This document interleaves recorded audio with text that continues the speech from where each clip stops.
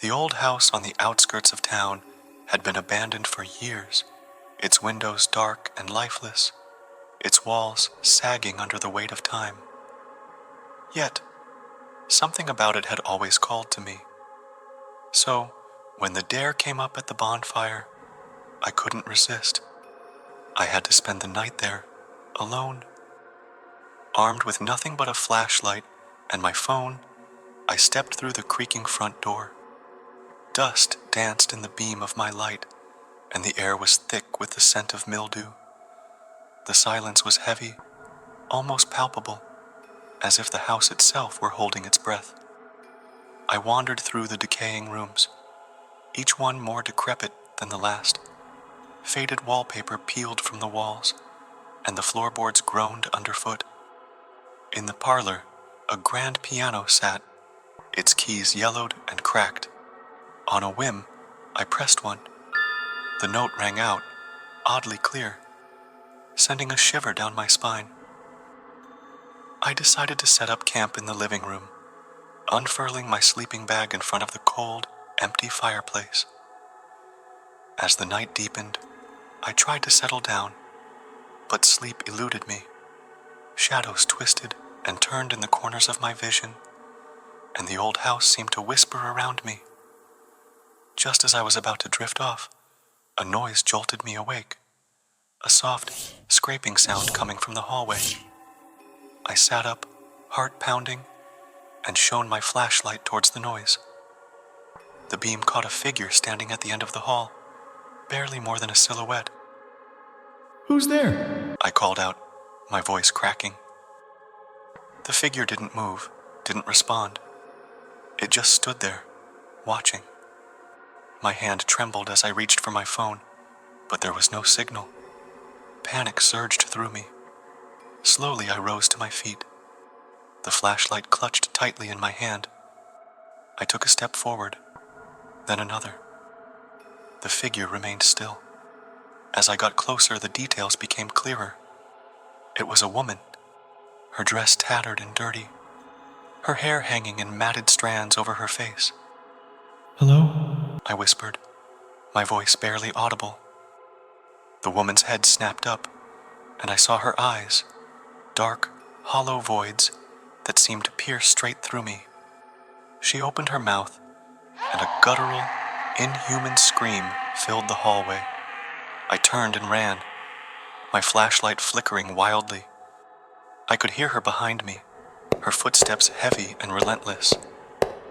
I reached the front door, yanking it open and tumbling out into the night. I didn't stop running until I was back at the bonfire, gasping for breath. My friends laughed, thinking I was just putting on a show, but I couldn't shake the image of her eyes or the sound of that scream.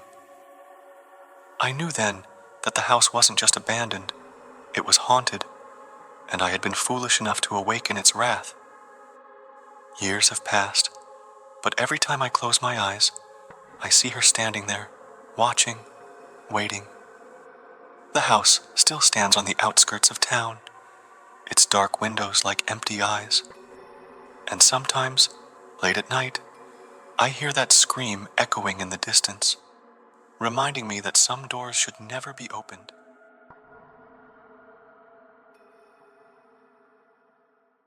I first heard about the Whispering Woods from my friend Lisa. She swore it was just a local legend, a silly story to scare kids. But when she went missing last October, I knew I had to find out for myself. The forest began to change as I walked deeper. The once lively chirps of birds turned into eerie silence, and the sunlight struggled to pierce through the thick canopy. I followed the path Lisa had mentioned in her journal, each step echoing her last known route. As I reached a clearing, a cold breeze brushed past me, carrying faint whispers that made my skin crawl. The trees here were ancient, their twisted trunks and gnarled branches creating ghostly shapes in the dim light. I called out Lisa's name, but my voice was swallowed by the oppressive silence. I set up camp, determined to spend the night. Dusk fell quickly, and soon the only light came from my flickering campfire. The whispers grew louder, surrounding me in an unintelligible murmur. I couldn't shake the feeling that I was being watched. Sleep came reluctantly, but it wasn't restful. I dreamt of Lisa, her face pale and eyes wide with terror. She was running, chased by something unseen. I woke up drenched in sweat, the fire reduced to glowing embers. The whispers were clearer now, almost forming words. "Join us." I grabbed my flashlight and stumbled into the woods, driven by a mix of fear and desperation.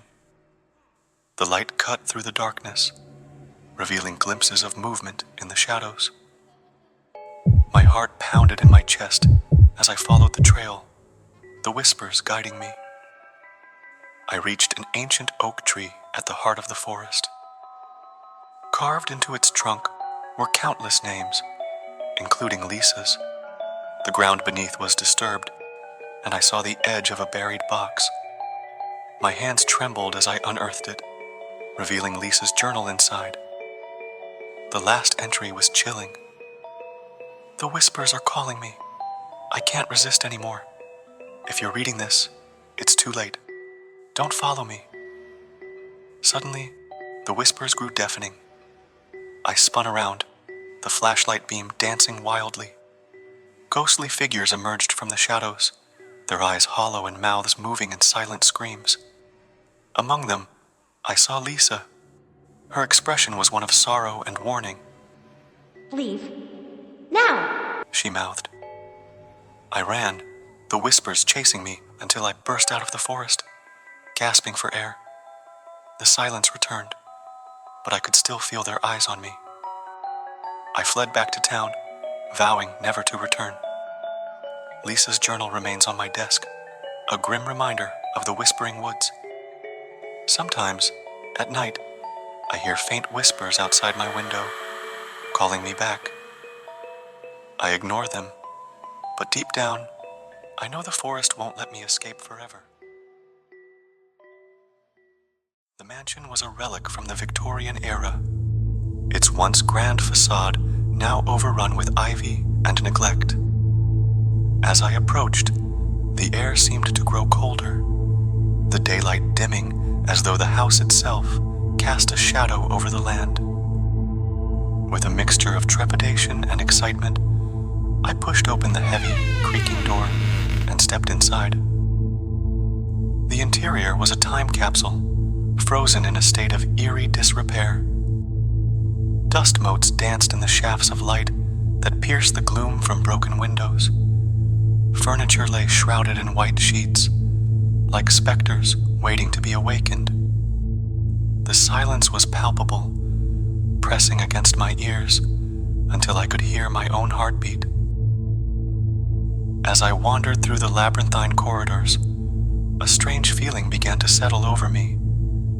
It was as though I was not alone, as if unseen eyes were watching my every move. I dismissed it as my imagination running wild in such an unsettling place. But then I heard it, a faint, rhythmic tapping echoing through the halls. I followed the sound, my curiosity overpowering my sense of dread. The tapping led me to a grand staircase, its banister thick with dust. At the top of the stairs, the air grew colder still. I could see my breath misting in front of me as I ascended, the tapping growing louder with each step. At the end of a long corridor, a door stood slightly ajar. The tapping was coming from inside. My hand trembled as I pushed the door open, revealing a child's bedroom, untouched by time. A rocking chair in the corner moved back and forth of its own accord, the source of the tapping. My heart pounded in my chest as I approached the chair. On it sat a porcelain doll, its glassy eyes staring blankly ahead. The tapping ceased as soon as I reached out to touch it. The silence was deafening. Suddenly, the door slammed shut behind me. Panic surged through me as I turned to find the room devoid of any exit. The doll's head slowly turned to face me, its eyes seeming to gleam with a malevolent light. I backed away, my breath coming in ragged gasps, only to stumble against something solid. I spun around to see a shadowy figure standing in the corner of the room, its form barely distinguishable in the dim light. It reached out a hand towards me, and I felt an icy grip around my throat. My vision blurred, darkness closing in from all sides. Just as I felt myself slipping away, the grip loosened, and I collapsed to the floor. When I awoke, I was outside the mansion, the sun setting behind the hills. I never found out how I escaped or what happened in that room. To this day, I cannot shake the feeling that something followed me out of that house. Every now and then, I hear that faint, rhythmic tapping, echoing in the dead of night, reminding me of the horror I left behind.